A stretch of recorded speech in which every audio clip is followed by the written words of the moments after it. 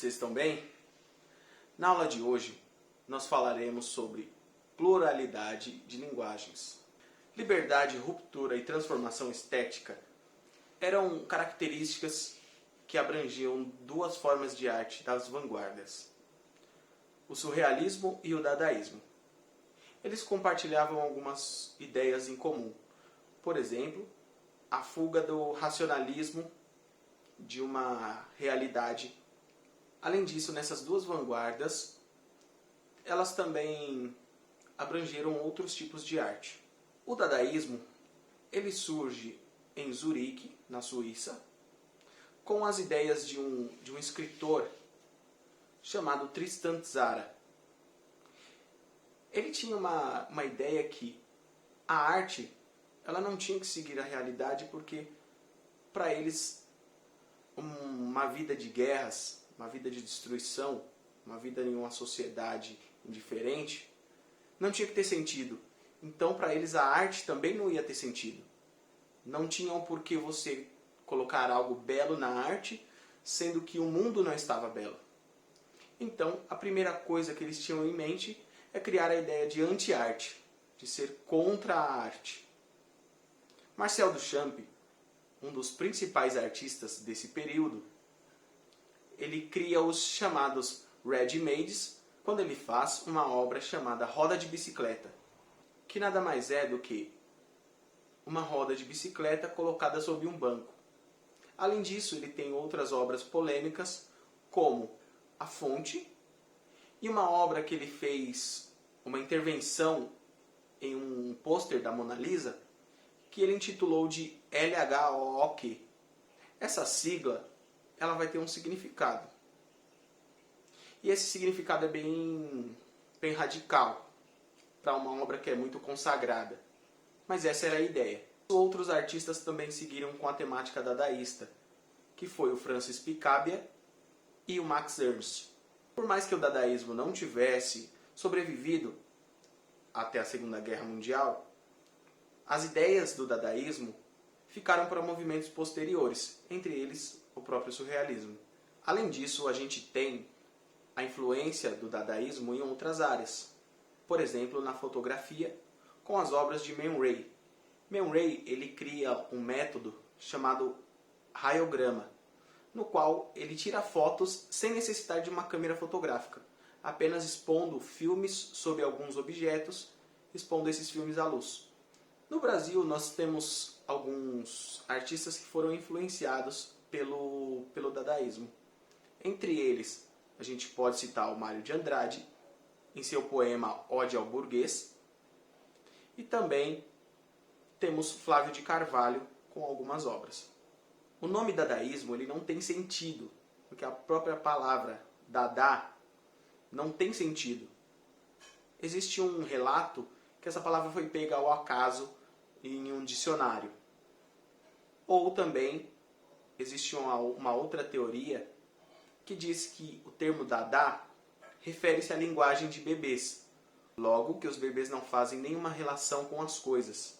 Então, para eles, as obras que eles produziam também não iam ter relação com a arte, com o que é belo. O surrealismo, por sua vez, foi um movimento que surge tanto nas artes plásticas como na literatura, tendo como André Breton o seu principal representante na literatura.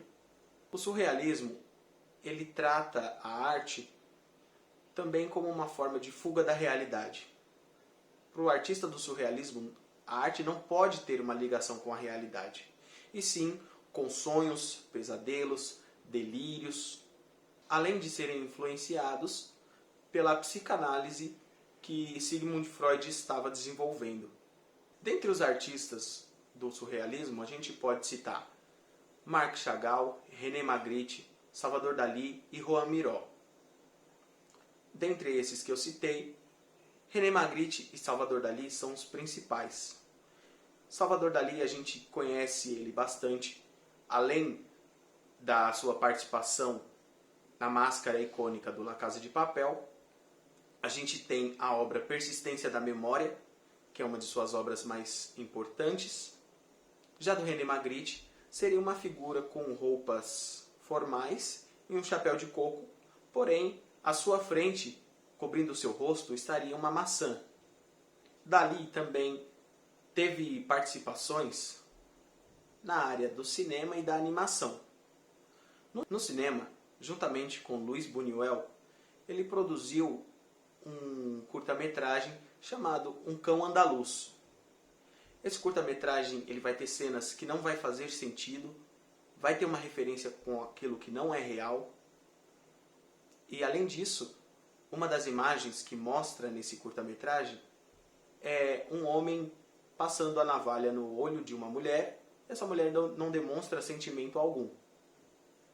Já na área da animação, Salvador Dalí trabalhou junto com Walt Disney em uma animação chamada Destino, no qual mostra o relacionamento de Cronos, o deus do tempo, com uma mulher.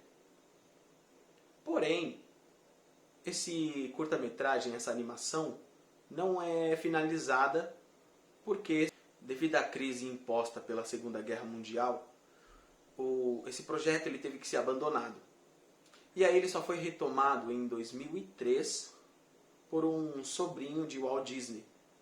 E aí ele consegue finalizar essa animação. No Brasil, a gente tem alguns representantes do surrealismo. No Brasil, a gente tem alguns representantes do surrealismo. Ismael Neri, Tarsila do Amaral. Porém, a principal representante mesmo, principalmente na área da escultura, foi Maria Martins, sendo até mesmo reconhecida pelo próprio André Breton.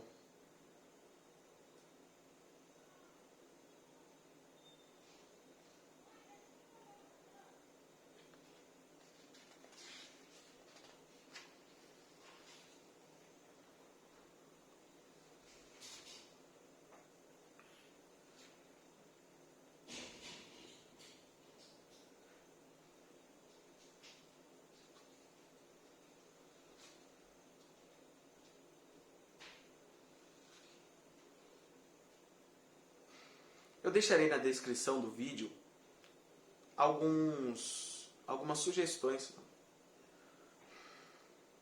Eu deixarei na sugestão do vídeo. Oh, caraca. Eu deixarei nos comentários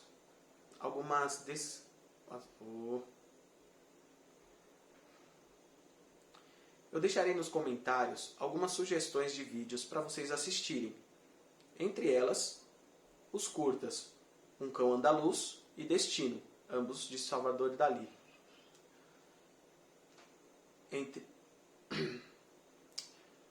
Eu deixarei nos comentários algumas sugestões de vídeos para vocês assistirem. Entre elas, Um Cão Andaluz e Destino. Façam as atividades desse capítulo e na próxima aula nós faremos a correção. Por hoje é só.